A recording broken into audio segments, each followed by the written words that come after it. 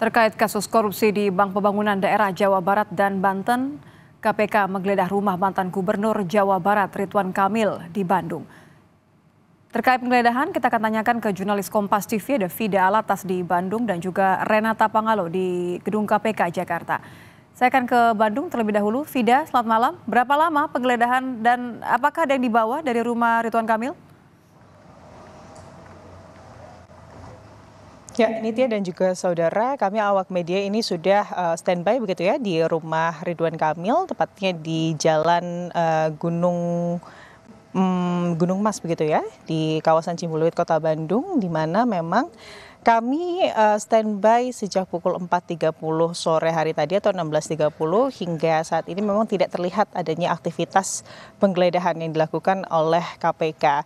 Namun memang tadi kalau kami lihat sejak sore hari ini ada sejumlah kendaraan yang masih terparkir di rumah Gubernur Jawa Barat periode tahun 2018-2023 Ridwan Kamil, di mana di dalam rumah tersebut ada 5 mobil yang terparkir dan pada sekitar pukul 18 tadi mantan tim TAP dari Ridwan Kamil atau tim akselerasi pembangunan Jawa Barat dari Ridwan Kamil yang juga ini merupakan sebagai ahli begitu ya yang mendampingi Ridwan Kamil selama ia menjabat sebagai gubernur dan juga sekaligus tim ses Ridwan Kamil saat kemudian ia maju mencalonkan diri sebagai Gubernur Jawa Barat di tahun 2019 lalu.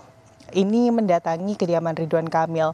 Saat kami tanyakan apakah Ridwan Kamil berada di dalam kediamannya dan apakah kemudian betul hari ini ada penggeledahan yang dilakukan KPK, ia tidak banyak berkomentar kepada media dan langsung masuk.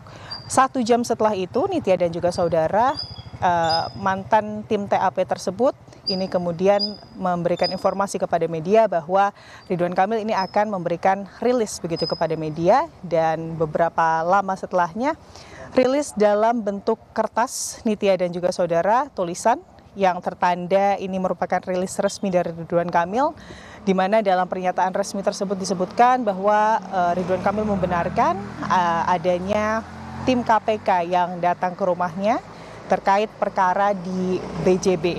Lalu juga poin kedua, ini tim KPK sudah menunjukkan surat tugas resmi dan kami selaku warga negara yang baik sangat kooperatif dan sepenuhnya mendukung membantu tim KPK secara profesional.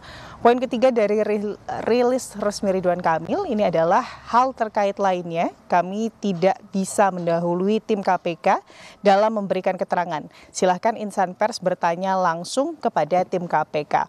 Artinya kalau melihat dari rilis yang diberikan Ridwan Kamil bahwa hari ini ada penggeledahan yang dilakukan oleh tim KPK, tapi sejak sore hari tadi, tepatnya pukul 16.30 hingga saat ini kami tidak melihat adanya aktivitas penyidikan yang dilakukan oleh KPK ataupun petugas KPK yang datang ke kediaman Ridwan Kamil di kawasan Cimbuluit.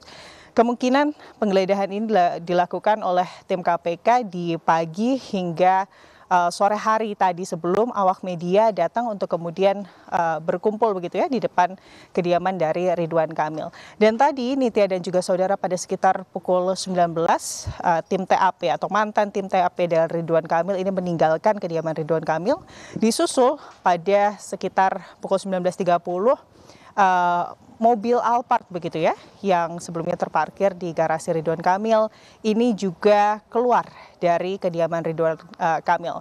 Terlihat secara sekilas ada 2 penumpang di belakangnya dan ada 1 pengemudi, tapi kami memang tidak bisa memastikan secara pasti begitu ya apakah orang yang berada di dalam mobil tersebut ini adalah Ridwan Kamil ataukah bukan.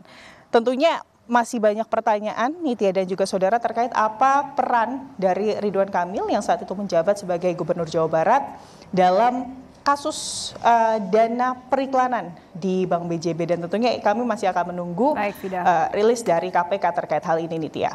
Ya, terima kasih. Dari Fida kita beralih ke KPK, sudah ada Renata. Renata, terkait dengan kasus korupsi BJB ini apakah sudah ada yang dijadikan tersangka?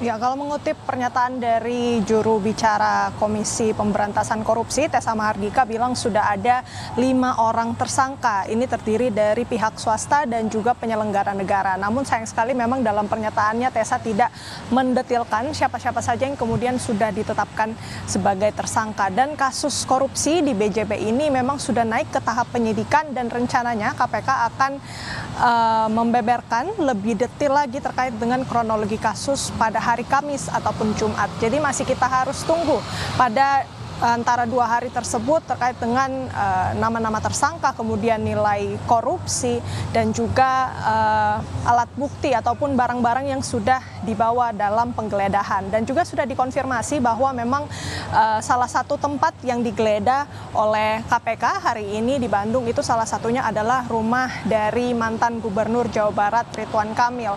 Namun tidak dapat disampaikan apa-apa saja yang sudah dibawa dan apa saja yang sudah digeledah.